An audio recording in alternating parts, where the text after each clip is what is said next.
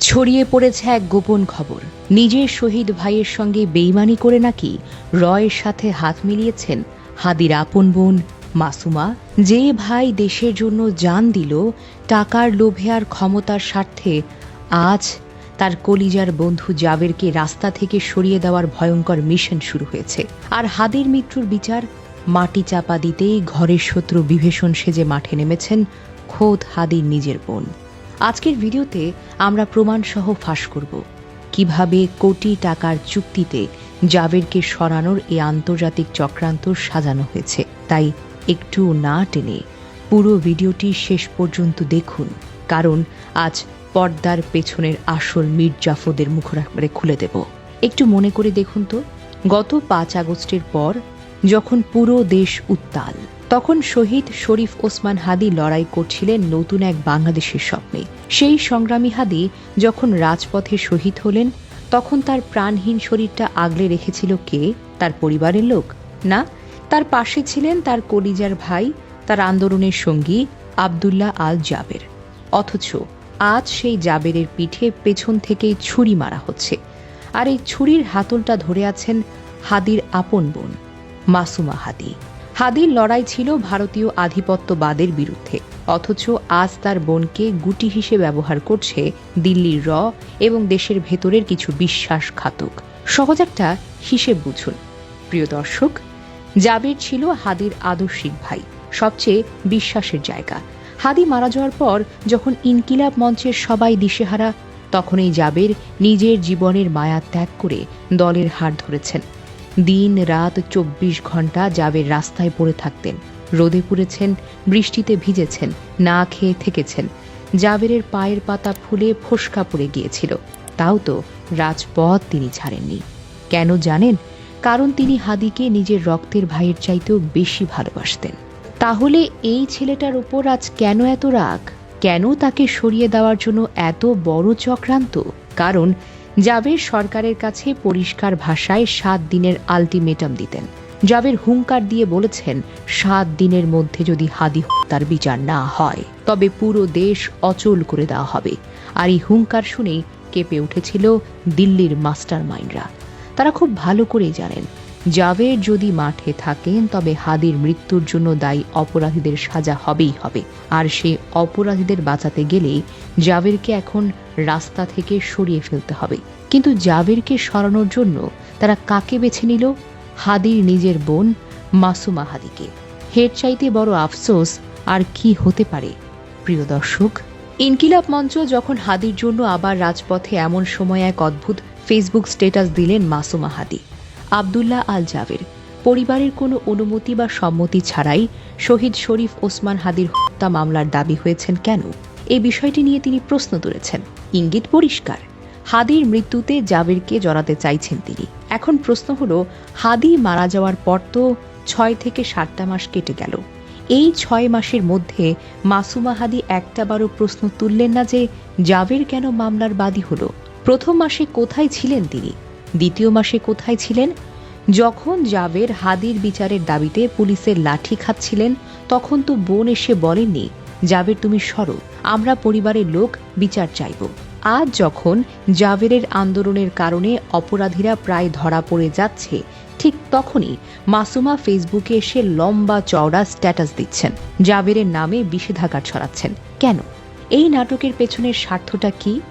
পেছনের স্বার্থ হলো আসল খুনিদেরকে আড়াল করা। জাবেরকে যদি একবার বিতর্কিত বানিয়ে মামলার দায়িত্ব থেকে সরিয়ে দেওয়া যায়, তবে হাদির বিচার চিরদিনের জন্য ঠান্ডা ঘরে চলে যাবে। তখন আর কেউ হাদির নাম দিয়ে রাস্তায় নামবে না। ইনকিলাব মঞ্চের শক্তি ভেঙে চুরমার হয়ে যাবে। আর এই কাজটা সফল করার জন্য মাসুমা হাদিকে দেশের ভেতরের কিছু বড় দালাল এবং বাহিরের একটা মহল বিশাল লোভ দেখিয়েছে। জনগণ জানতে চায় মাসুমা হাদি কার ইশারায় নাচছেন। হাদির বড় ভাই ওমর হাদির লাইফস্টাইল নিয়েও কিন্তু বাজারে অনেক কথা আছে। ভাই মারা গেছে, তিনি 17,000 টাকার ঘড়ি হাতে ঘোরেন, 70,000 টাকার দামি মোবাইল ব্যবহার করেন। এত টাকা আসে কোত্থেকে? যেখানে দেশের মানুষ দুমুঠো ভাতের জন্য কষ্ট করছে, সেখানে শহীদ ভাইয়ের রক্ত বিক্রি করে এই বিলাসী জীবন কারা স্পন্সর করছে?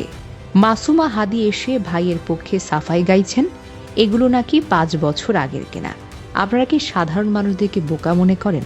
মানুষ ঠিকই বোঝে, যখন আসল অপরাধীদের বাঁচানোর চুক্তি হয় তখন টেবিলের তলা দিয়ে তো কোটি কোটি টাকা এমনিই ওঠে।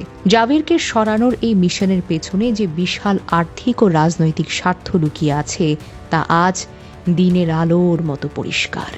এবার আসুন আসল আন্তর্জাতিক চক্রান্তের কথায়। হাদির মামলাটা কি শুধু আমাদের দেশের ভেতরের বিষয়? একদমই না।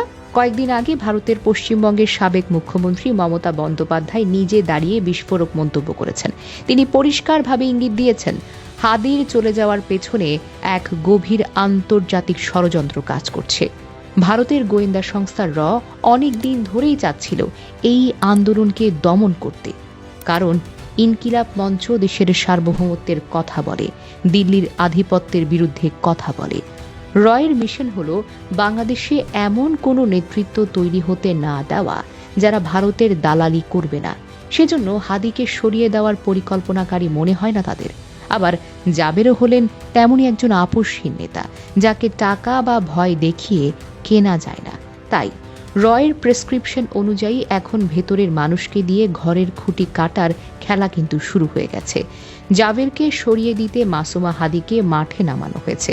জাবেরের মতো একজন দেশপ্রেমিক, একজন ইমানদার ছেলেকে যদি মামলা, চোর বা স্বার্থপর প্রমাণ করা যায়, তবে সবচাইতে বড় লাভ কিন্তু দিল্লির। ভারতের গোয়েন্দারা এখন মাসুমা হাদির কাঁধে বন্দুক রেখে জাবেরকে স্বীকার করতে চাচ্ছে। রাজনৈতিক বিশ্লেষকরা বলেন, এবার হয় হাদির মতোই পরিণতি হবে জাবেরের, নয়তো তাকে গ্রেফতার করে রাজপথ থেকে সরিয়ে দেওয়া হবে। আপন বোনের এই বেইমানিতে হাদির আত্মাও যেন আজ কষ্ট পাচ্ছে কবর থেকে। প্রিয় দর্শক, যারা আজ জাবেরের দিকে আঙুল তুলছেন তারা কি জানেন জাবের কে? আব্দুল্লাহ আল জাবের উড়ে এসে জুড়ে বসা মানুষ নন। তিনি দারুন নাজাত সিদ্দিকিয়া কামিল মাদ্রাসা থেকে পড়াশোনা করা একজন খাঁটি দিনী মানুষ। বরিশালের সন্তান জাবের ছাত্র জীবন থেকে মানুষের বিপদে আপদে ঝাঁপিয়ে পড়তেন। 2020 সাল থেকে তিনি হ্যাপি ফাউন্ডেশন বিডি নামের একটি বড় সমাজসেবামূলক সংস্থার ডিরেক্টর হিসেবে কাজ করেছেন। হাদির সাথে জাবেরের সম্পর্কটা কোনো দুনিয়াবি স্বার্থের ছিল না, সেটি ছিল আক্ষরিক অর্থেই আত্মার সম্পর্ক। হাদি যখন রাজপথে নেতৃত্ব দিতেন, জাবের তখন ব্যাকস্টেজ থেকে পুরো সংগঠনের সব কাজ এক হাতে সামলাতেন। হাদি মারা যাওয়ার পর জাবের এক ফোঁটা চোখের জল ফেলার সময়টুকু পাননি, কারণ তাকে হাদির রক্তের বদলা নিতে মাঠে টিকে থাকতে হবে।